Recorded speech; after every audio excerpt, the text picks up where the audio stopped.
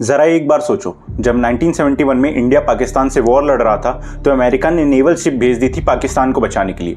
जब 1998 में इंडिया ने न्यूक्लियर टेस्ट करके अपने आप को न्यूक्लियर पावर बनाया था तो अमेरिका सबसे पहले आया था सैंक्शन लगाने के लिए। अब अमेरिका के साथ जो हमारी ऐसी दोस्ती है ये एग्जैक्टली शुरू कब हुई, और आइए ये भी देखते हैं कि अमेरिका के साथ जो दोस्ती है क्या वो सच में एक दोस्ती है या सिर्फ एक अरेंजमेंट। पहले मैं एक चीज़ क्लियर कर दूं, मैं ये नहीं कह रहा कि अमेरिका बुरा है, इंटरनेशनल रिलेशन होते ही ऐसे हैं। यहाँ पे कोई परमानेंट फ्रेंड या एनिमी नहीं होता, यहाँ पे सिर्फ इंटरेस्ट काम करता है।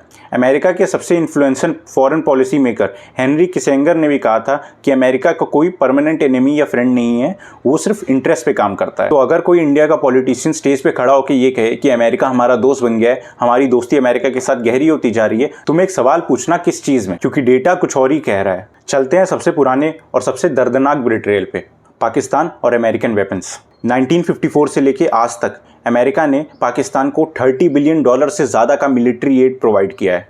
Tanks, fighter jet, missile training, इसमें सब कुछ इंक्लूडेड है। और ये सब उस देश को दे रहा है जिस देश में उसामा बिन लादेन पाया गया था, जिस देश के ISI ने इंडिया पे बार बार अटैक स्पॉन्सर कराए हैं, और अमेरिका को ये सारी बात पता थी। 2022 में जब इंडिया और पाकिस्तान के टेंशन पीक पे थे तब अमेरिका ने पाकिस्तान को F-16 जहाज का मेंटेनेंस पैकेज जो $450 मिलियन का था उसे अप्रूव कर दिया। इंडिया ने उसका फॉर्मली ऑब्जेक्ट किया, लेकिन अमेरिका का कहना था कि ये रीजनल स्टेबिलिटी के लिए है। रीजनल स्टेबिलिटी किससे? वो फाइटर जेट हमारे खिलाफ वॉर में यूज किए जा सकते हैं, उनसे हम पे अटैक किया जा सकता है। तो सवाल ये है कि अगर अमेरिका इंडिया को दोस्त मानता है तो उस देश को वेपन क्यों देता है जो इंडिया के खिलाफ खड़ा होता है? अब बात करते हैं उस हथियार की जो बुलेट नहीं चलाता लेकिन सब नंबर्स में डील करता है, IMF और वर्ल्ड बैंक। टेक्निकली तो ये एक इंटरनेशनल ऑर्गेनाइजेशंस हैं, लेकिन प्रैक्टिकली ये अमेरिका के इकोनॉमिक फॉरेन पॉलिसी टूल हैं। IMF में सबसे ज़्यादा वोटिंग शेयर किसके? अमेरिका के 16.5। IMF में किसी रूल पे मेजर डिसीजन लेने के लिए 85% येस वोटिंग चाहिए होती है, इसलिए अमेरिका इसका अकेले ही वीटो कर सकता है।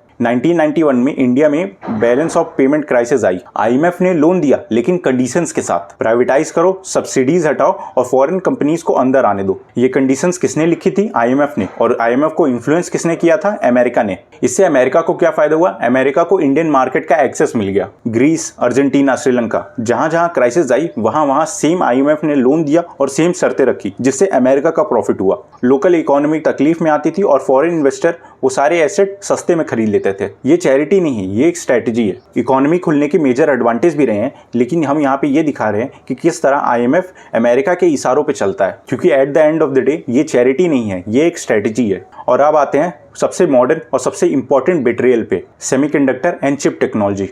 आज जो भी देश एडवांस चिप बनाता है वो देश पूरी दुनिया कंट्रोल करता है। AI, डिफेंस, स्मार्टफोन, सैटेलाइट, हर चीज़ चिप्स पे चलती हैं। अमेरिका ने एक्सपोर्ट एडमिनिस्ट्रेटिव रेगुलेशन EAR के थ्रू एक सिस्टम बनाया है जिसमें वो डिसाइड करता है कि कौन सी टेक्नोलॉजी किस देश को मिलनी चाहिए और किस देश को नहीं। अमेरिका चाइना को एडवांस चिप एक्सपोर्ट नहीं करता, वो तो समझ आता है, लेकिन इंडिया को भी नहीं करता। HPEC, high performance computing entities, ये एक लिस्ट है और इस लिस्ट में इंडिया के कुछ इंस्टीट्यूट और ऑर्गेनाइजेशन भी शामिल है। मतलब उन्हें अमेरिका की एडवांस चिप का एक्सेस नहीं मिलेगा। इसरो, हमारा स्पेस रिसर्च ऑर्गेनाइजेशन, इस लिस्ट में काफी टाइम तक था। जहां एक तरफ इंडिया अपना स्पेस प्रोग्राम बनाने की कोशिश कर रहा था, अमेरिका उसकी टेक्नोलॉजी रिस्ट्रिक्ट कर रहा था। अमेरिका इंडिया को ट्रस्टेड पार्टनर बोल रहा है चिप्स के लिए, लेकिन ये भी कंडीशंस के साथ हैं कि इंडिया चाइना से डील ना करे, इंडिया रशिया से ऑयल ना खरीदे, और जितना भी उसका सेमीकंडक्टर मैन्युफैक्चरिंग है उसमें वो अमेरिकन कंपनीज को प्रायोरिटी दे। ये दोस्ती कहाँ से रही? ये तो बार्गेनिंग हुई। और जब तक इंडिया इस कंडीशन को मानता रहेगा तब तक हमारे यहाँ चिप्स आती रहेंगी, और जैसे ही इंडिया इन कंडीशंस को नहीं मानेगा तो आप हिस्ट्री तो जानते ही हैं। अब मैं यहाँ पे सॉल्यूशन नहीं दे रहा क्योंकि ये एक यूट्यूब वीडियो है, कोई जियोपॉलिटिक्स की क्लास नहीं। इंडिया को बहुत टाइम हो गया ये चीज़ें सहते सहते, लेकिन इंडिया अपने पैरों पर खड़ा हो रहा है और उनका जवाब दे रहा है। इंडिया को भी ये बात पता है कि किस तरह अमेरिका हमें एक्सप्लॉइट कर रहा है, इसलिए इंडिया अपनी टेक्नोलॉजीज पे इन्वेस्ट कर रहा है।